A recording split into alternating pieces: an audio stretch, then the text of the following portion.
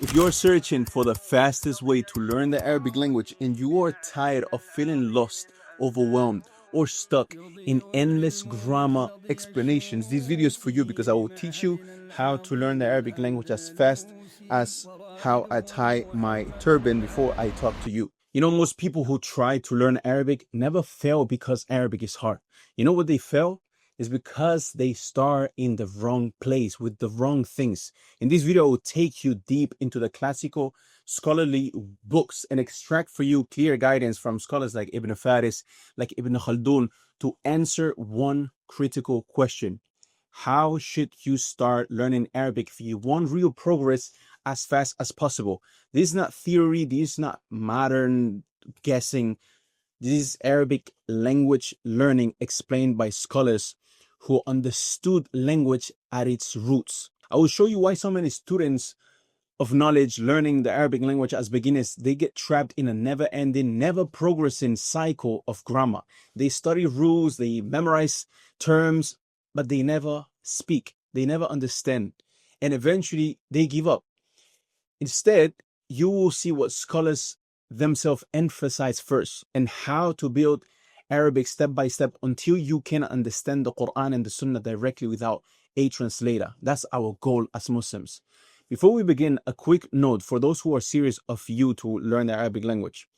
If you want a proven Arabic course that is a step-by-step system with teacher feedback, structure, and accountability, check the first link in the description. There you will also be able to see Arabic stories from our students at Al-Andalus Institute, how they learned themselves and how at one point they started and right now they are at a point where they're able to read, to listen, and more importantly, to understand the Quran on their own. If you have ever asked yourself how to learn the Arabic language without wasting years, this video will finally give you clarity. So let's get into it, inshallah. What is the Arabic language and why grammar is in the starting point? Most people complicate the Arabic language before they even begin, in a way whereas they psychologically tell themselves that they are learning Arabic grammar. And this is something that when I met Dr. Abdul Rahim, rahimahullah, the author of the Medina books, the books that are studied in the Medina University in Saudi Arabia, in the city of the Prophet sallallahu alaihi wasallam, he mentioned that for some reason people, when they learn the Arabic language, they tell themselves, I am learning Arabic grammar, as if Arabic grammar or grammar was the language itself. And you guys can hear it from himself here.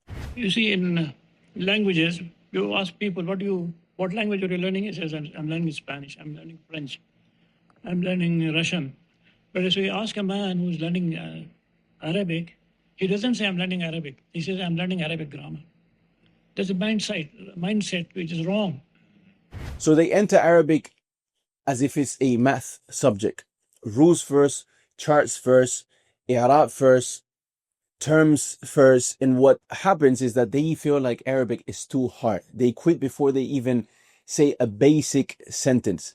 But Arabic, at its core, it's not grammar. Arabic is a language, and a language is something you build as a skill, not something you solve like an exam.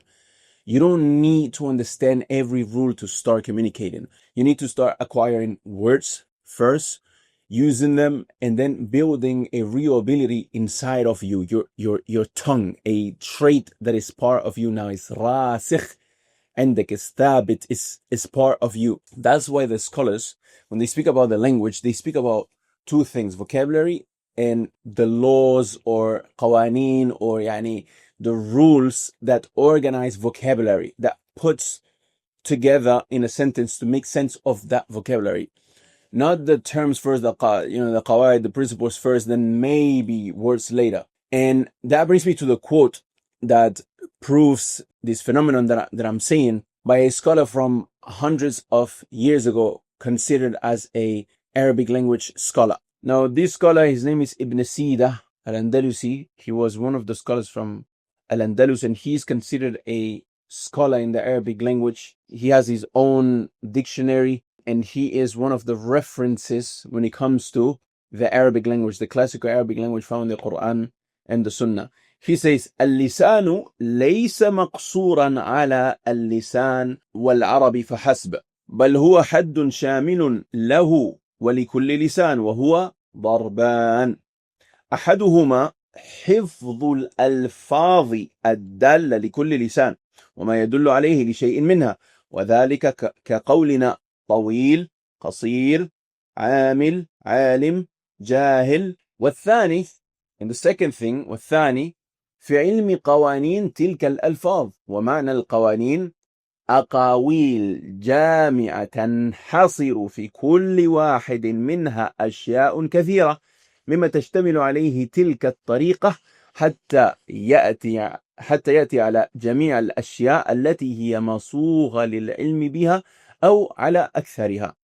وابن سيدة هو أول من استعمل كلمات أو كلمة اللسانيات كما ورد في مقدمة المحكم. So he says language is not limited to Arabic alone, as in the knowledge of how to learn a language is not limited to Arabic alone, but rather it is a universal concept that applies to all languages. And this is something that, obviously when we come to many of our students at Anders Institute, for example, learning the Arabic language is the second language that they are learning.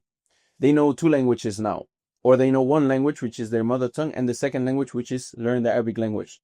So they think that all of these rules and all of these ways and all of this, when it comes to the concepts of how to learn a language, they think is only for the Arabic language. But Ibn Sina here, he clearly says language, as in, linguistics, how to learn a language, is not limited to Arabic alone.